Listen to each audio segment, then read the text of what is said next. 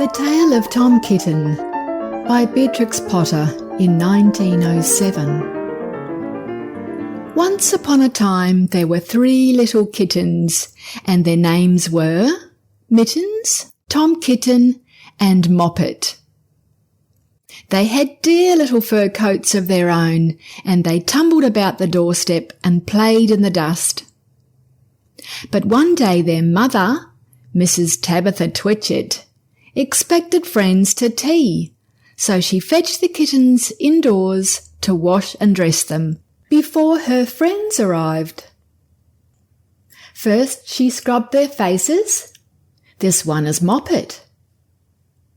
Then she brushed their fur. This one is Mittens. Then she combed their tails and whiskers. This is Tom Kitten. Tom was very naughty, and he scratched. Mrs. Tabitha dressed Moppet and Mittens in clean pinafores and tuckers. And then she took all sorts of elegant, uncomfortable clothes out of a chest of drawers in order to dress up her son, Thomas. Tom Kitten had grown bigger.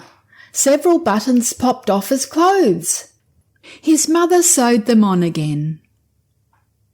When the 3 kittens were ready, Mrs. Tabitha unwisely sent them out into the garden to be out of the way while she made hot buttered toast. "Now keep your frocks clean, children. You must walk on your hind legs. Keep away from the dirty ash pit, and from Sally Hennypenny, and from the pigsty, and the puddle ducks."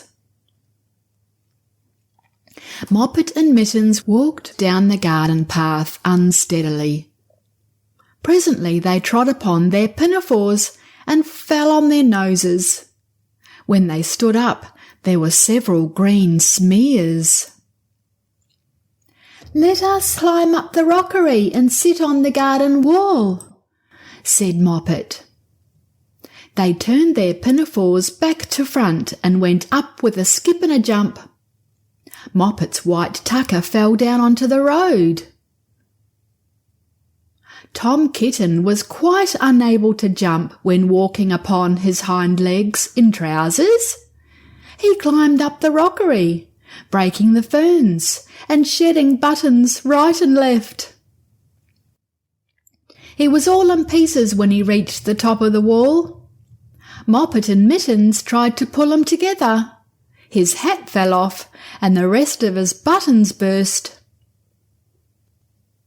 While they were in difficulties, there was a pit-pat-paddle-pat, and the 3 puddle ducks came along the hard high road, marching one behind the other.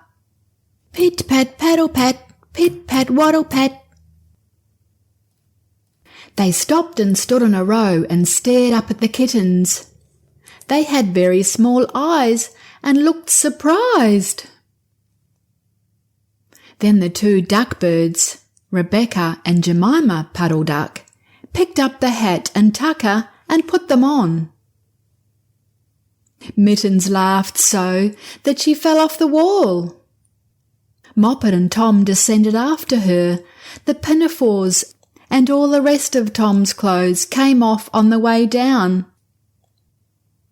"Come, Mr. Drake Puddle Duck," said Moppet. "Come and help us to dress him.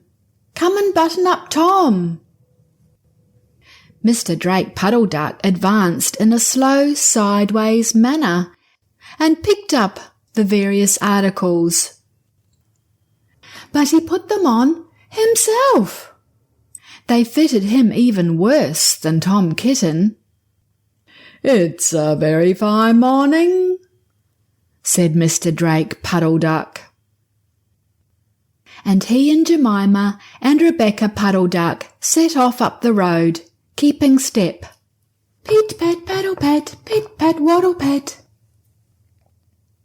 Then Tabitha Twitchit came down the garden and found her kittens on the wall with no clothes on. She pulled them off the wall, smacked them, and took them back to the house. "My friends will arrive in a minute, and you are not fit to be seen. I am very upset," said Mrs. Tabitha Twitchit. She sent them upstairs, and I'm sorry to say she told her friends they were in bed with the measles, which was not true. Quite the contrary. They were not in bed, not in the least.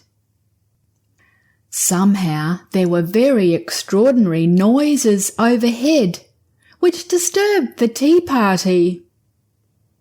As for the puddle ducks, they went into a pond. The clothes all came off directly because there were no buttons. And Mr. Drake Puddle Duck and Jemima and Rebecca have been looking for them ever since. The end.